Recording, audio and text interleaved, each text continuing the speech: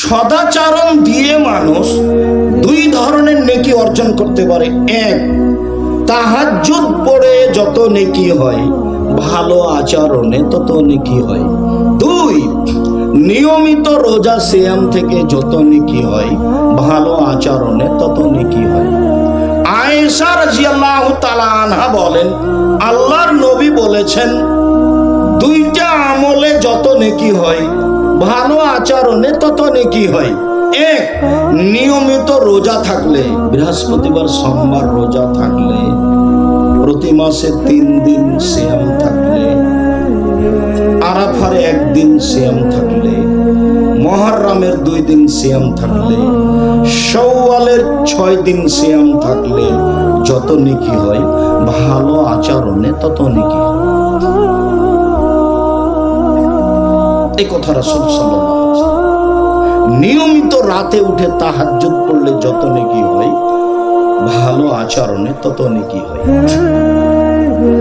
আব্দুল্লাহ ইবনে আমর রাদিয়াল্লাহু তাআলা আনহু বলেন, রাসূল সাল্লাল্লাহু আলাইহি সাল্লাম বলেছেন, আর বলমান কুফিকা ফালা আলাইকা মা ফাতাকা মিনাদ দুনিয়া। শোনো, তোমার ভিতরে যদি 4টা জিনিস থাকে আর কিছু না থাকে তাহলে তোমার সব কিছুই আছে। 4টা জিনিস আছে যার, সব কিছু আছে তার। 4টে জিনিস আছে তার, ইহকাল আছে তার, পরকাল আছে তার। 4টে জিনিস আছে যার, ইহকাল আছে তার, পরকাল আছে তার। 4টে জিনিস নেই যার, কোনো কিছু নেই তার। 4টে জিনিস আছে যার, সব কিছু আছে তার। এক, হুসনু খালিকাতিন, ভালো আচরণ। 2, হিফজ আমানাতিন, আমানতের রক্ষা। টাকা পয়সা মসজিদের সভাপতির কাছে থাকে, যেইভাবে টাকা রেখেছে সভাপতিকে ওইভাবে ফেরত দিতে হবে। 3, সিদক হাদিসিন, সত্য কথা, মিথ্যে কথা বলে পার হওয়ার চেষ্টা করতে হবে। 4, ইফাতুন বিতমাতিন, বৈধ রুজি। বৈধ রুজি যার, সবকিছু তার। 4টে জিনিস যার, সবকিছু তার।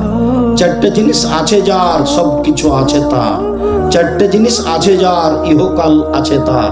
4টে জিনিস আছে যার, পরকাল আছে তার। এক, ভালো আচরণ, হুসনু খালিকাতিন। এই কথা মুহাম্মদ সাল্লাল্লাহু আলাইহি ওয়াসাল্লাম বলেন। সিদক হাদিসিন, সত্য কথা। হিফজ আমানাতিন, আমানতের রক্ষা। ইফাতুন বিতমাতিন, বৈধ রুজি। বৈধ রুজির চেষ্টা করবেন সবসময়। 4টা কথা মনে রাখেন। 1, 5 ওয়াক্ত সালাত। 2, হালাল রুজি। 3, কোরআন তেলাওয়াত। 4, আড্ডা পিটা চিরদিনের জন্য হারাম। দোকানে বসে 2-3জন মিলে কথা বলবেন না, আড্ডা পিটা চিরদিনের জন্য হারাম। আড্ডা পিটা 3 ভাবে হয়ে থাকে। 1, 5 জন মিলে গল্প করছে, এর নাম আড্ডা পিটা। 2, মোবাইল নিয়ে ল্যাংটা ছবি দেখছে, কথা বলছে, এর নাম আড্ডা পিটা। 3, টিভি নিয়ে দিন রাত কাটাচ্ছে, এর নাম আড্ডা পিটা। লন্ডনে একটা জিনিস দেখলাম, সামাজিকতা তারা কোরআন থেকে হাদিস থেকে নিয়ে নিয়েছে। তাদের কাছে কোনো সময় অপচয় নেই, সব কাজ নিজে করে, নিজের কাজ নিজে করে, টয়লেট নিজে পরিষ্কার করে, রাজা ধীরাজ সবাই।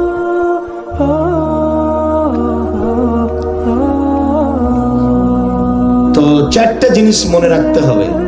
আজ থেকে দোকানে বসে আড্ডা পিটা চিরদিনের জন্য হারাম মনে করে বসবেন না। দোকানে গেছেন, লবণ, আসসালামু আলাইকুম আহমদ, তোমার দোকানে লবণ আছে? জি আছে, 1 কেজি লবণ দাও। মরিচ 100 মরিচ দাও। দিয়েছে, টাকা দিয়ে দেন, আসসালামু আলাইকুম। ওখানে দেরি করবেন, আপনি মেনে চলেন, ভালো।